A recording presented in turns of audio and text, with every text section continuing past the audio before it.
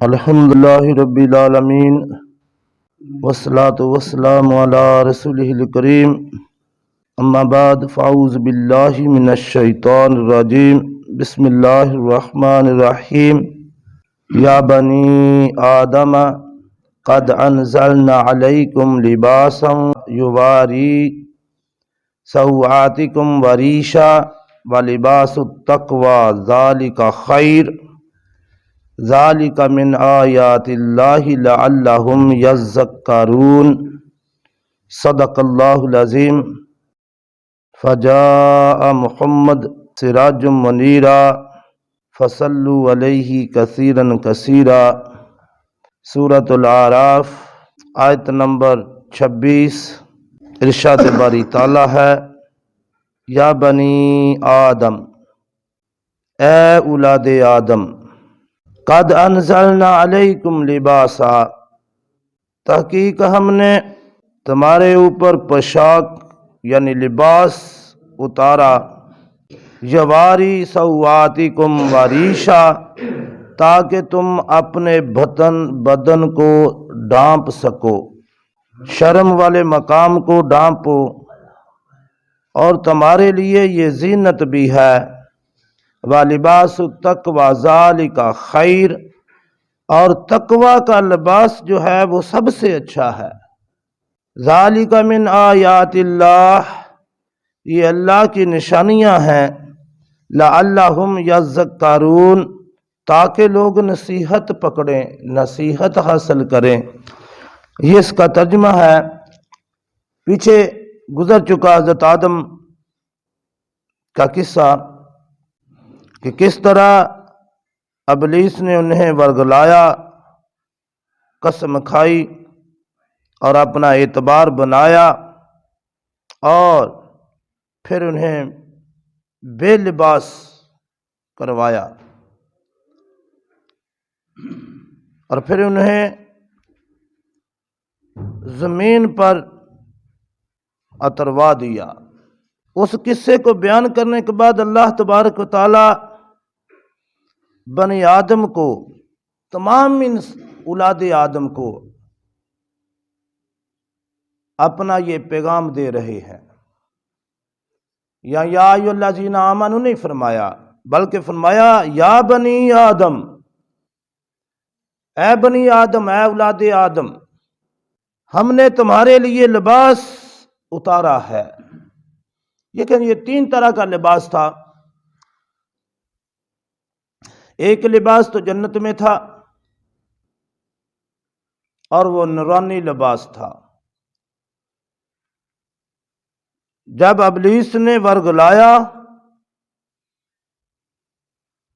اور حضرت آدم اور اماں حوا نے وہ پھل چکھ لیا، تو وہ نورانی لباس اتر گیا۔ وہ جنتی لباس تھا، وہ نورانی لباس تھا۔ دوسرا لباس جو کپڑے وغیرہ کا ہم پہنتے ہیں، جسم کو ڈھانپتے ہیں، جسم کو ڈھانپنے کا بھی یہ سبب ہے، یہ لباس گرمی سردی سے بچانے کا بھی سبب ہے، اور یہ شرم و حیا کا بھی سبب ہے، اور پھر یہ انسان کے لیے زینت اور خوبصورتی کا بھی سبب ہے۔ ہاں، فخر اور تکبر اور غرور نہیں پیدا ہونا چاہیے کہ کسی نے بڑا مہنگا اور بڑا اچھا لباس پہن لیا ہے تو وہ دوسروں کو پلے ہی نہ باندھے۔ پہنے اچھا لباس، اس میں منع نہیں کیا گیا، جتنا مرضی قیمتی پہنے، کوئی منع منائی نہیں ہے۔ حلال کی کمائی سے آپ جتنا اچھا پہن سکتے ہیں پہنے، لیکن غرور اور تکبر نہ کریں، یہ حد ہے کہ اچھا جوتا، اچھا لباس پہن کے بندہ دوسروں کو انسان ہی نہ سمجھے، یہ بری بات ہے۔ اور تیسرا لباس کیا ہے؟ تقوی کا، خوف خدا، اللہ کا ڈر، اللہ کی محبت، اللہ سے تعلق، تیسرا لباس فرمایا نا وَلِبَاسُ التَّقْوَىٰ ذَٰلِکَ خیر، سارے لباس ٹھیک ہیں لیکن یہ تقوی کا لباس جو ہے یہ سب سے بڑھ کر ہے۔ آج دنیا میں جتنی بے حیائی ہے اس کا سبب بے لباسی ہے۔ شیطان نے یہی چال پہلے بھی چلی تھی جب انسان جنت میں تھا، اور جب یہ دنیا میں بھی آیا ہے تو شیطان نے کا سب سے بڑا حربہ یہی ہے کہ انسان کے دل سے حیا نکال دو۔ تو اس کے دل سے حیا نکالنے کے لیے ضروری ہے کہ اسے بے لباس کر دیا جائے۔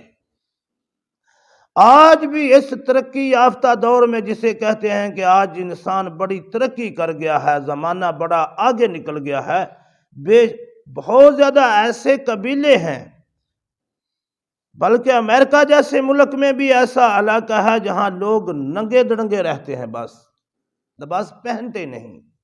وہ کہتے ہیں فطرت نے ہمیں ننگا پیدا کیا ہے، ہم ننگے ہی رہیں گے۔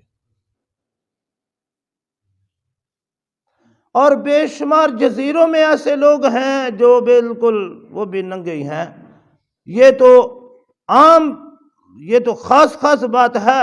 رہ گئی بات ترقی یافتہ دور کی، تو آج کا یہ دور جو ہے یہ عورتیں لباس پہن کے بھی ننگی ہیں۔ نبی اکرم صلی اللہ علیہ وسلم نے فرمایا تھا نا، کچھ لوگ لباس پہن کے بھی ننگے ہوتے ہیں۔ کیوں؟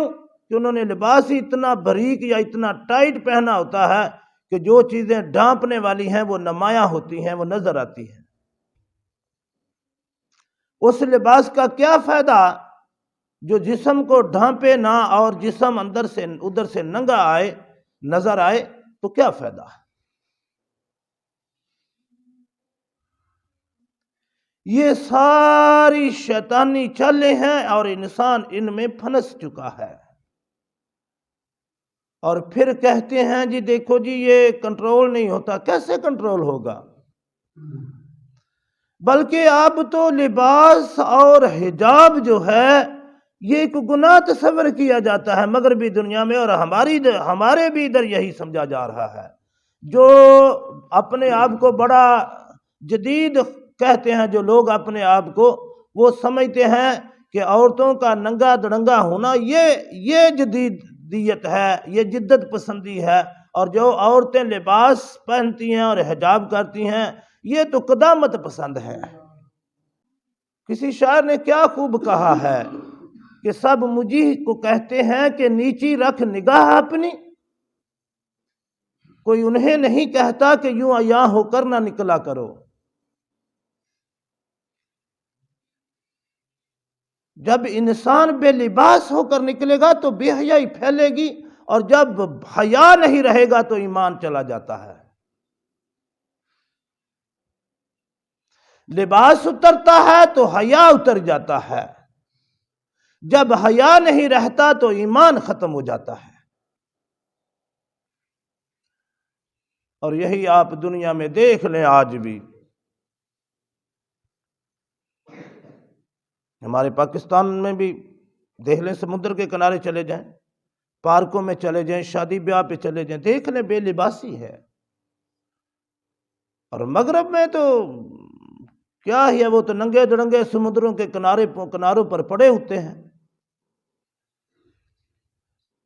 ان کے ہاں تو کوئی چیز رہی ہی نہیں، خاندانی سسٹم برباد ہو گیا ہے، اور ان کی پوری کوشش ہے کہ مسلمان ملکوں میں جن میں خاندانی سسٹم چل رہا ہے اس سسٹم کو توڑ دیا جائے۔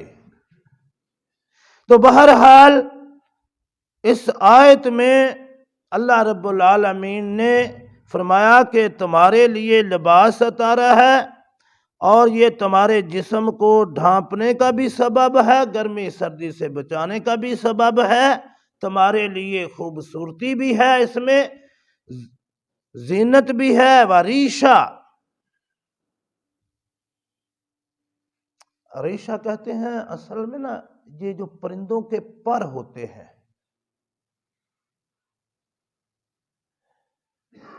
اس سے ان کا جسم بھی ڈھانپا ہوتا ہے، اور پھر ان کی پرواز کا بھی وہ سبب ہے۔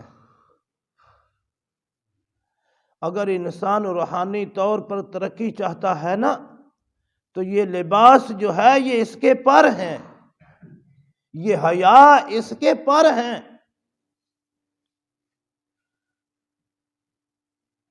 ایک مفہوم یہ بھی میری سمجھ میں آ رہا ہے۔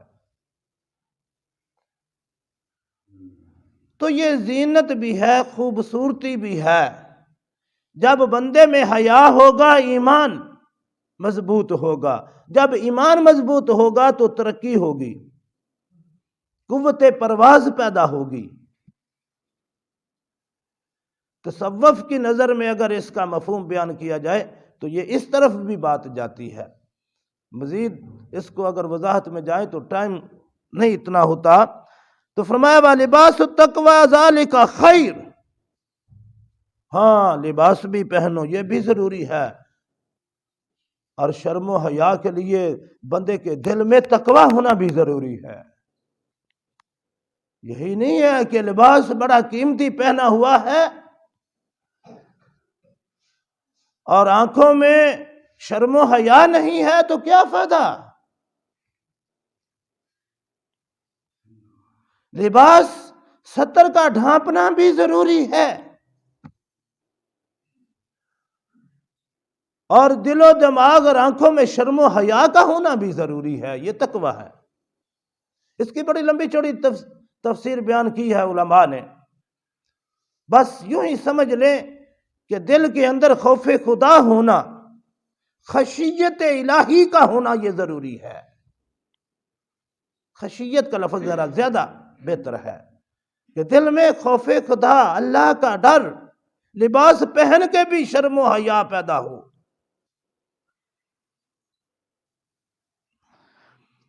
تو اللہ نے فرمایا یہ جو تقوی کا لباس ہے یہ سب سے بہتر ہے، ذالک خیر۔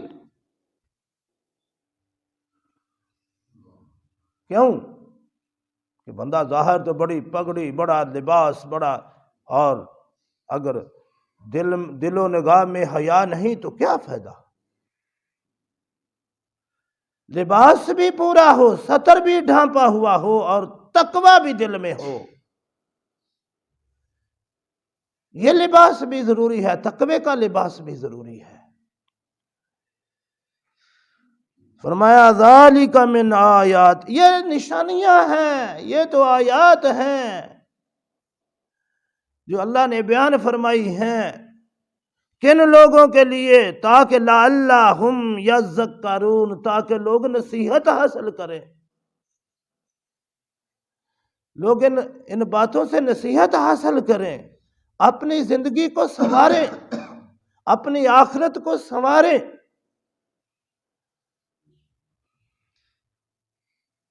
اللہ رب العالمین